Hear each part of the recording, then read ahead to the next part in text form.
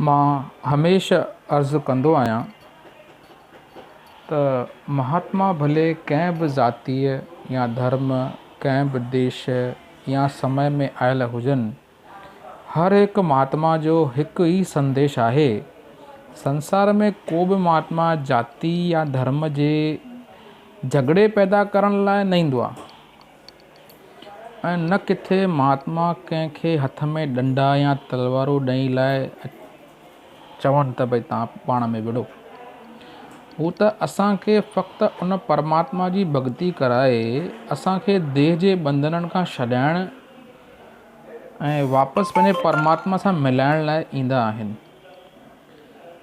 पर असीं संसार जा जीव अहिड़नि मालिकनि जे भॻतनि ऐं प्यारनि जे विढ़ण खां पोइ ॿाहिरि थी पवंदा आहियूं, कर्म कांड में फासी वेंदा आहियूं ऐं संदन संदेश ऐं उपदेशनि खे बिल्कुलु भुलिजी वेंदा आहियूं ऐं बल्कि संदन सिख्या खे नंढनि नंढनि दायरनि में बंदि करे क़ौमनि, मज़हबनि, मुल्कनि जो रूप ॾियण जी कोशिशि कंदा आहियूं ऐं हिक ॿिए सां लड़णु झगड़णु शुरू करे छॾींदा आहियूं।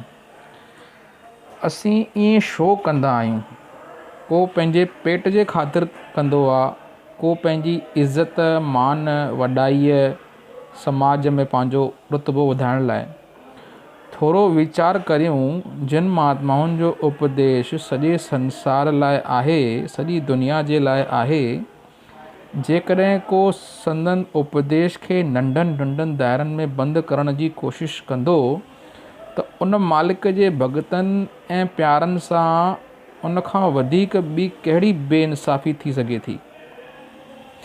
जेकॾहिं उदार दिलि सां कंहिं बि महात्मा जी बाणीअ जी खोज कंदासीं त इहो ई सम्झ में ईंदो त हर हिकु महात्मा जो हिकु ई संदेश आहे ऐं हिकु ई उपदेश आहे। अॼु मां तुलसी साहिब महाराजनि जी बाणी चई रहियो आहियां। सुभाणे मां गुरु नानक देव जी तव्हांखे ॿुधाईंदुसि। तुलसी साहिबनि जो जेके आहिनि उहे उत्तर प्रदेश में दखनी बाबा जे नाले सां ॾाढो मशहूरु महात्मा थिया आहिनि। संदन तालुक पूने ऐं सतारा जे गादीअ सां हो। संदन पिता बि मालिक जो भॻत हो। हिन जो ख़्यालु हो त राजकुमार बालिग थी वियो आहे। राजपाट जो कारोबार हिन खे सौंपे कंहिं एकांत में वेही मालिक जी भॻति कंदुसि।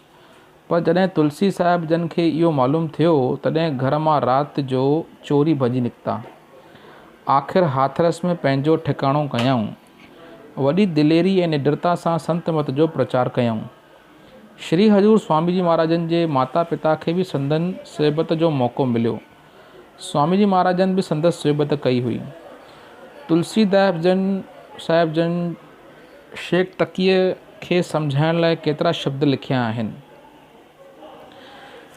हिकु त असीं संसारी जीव मालिक जी भॻति नथा कयूं, असां उनखे वक़्तु नथा ॾियूं। क़ौमनि, मज़हबनि, मुल्कनि जी झगड़नि में फाथा रहूं था। शराब कबाब जी लज़तुनि में फाथा रहूं था।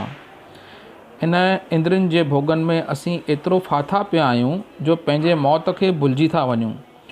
रोज़ानो ॾिसो था त असांजा साथी असांजो साथ छॾे वञनि था।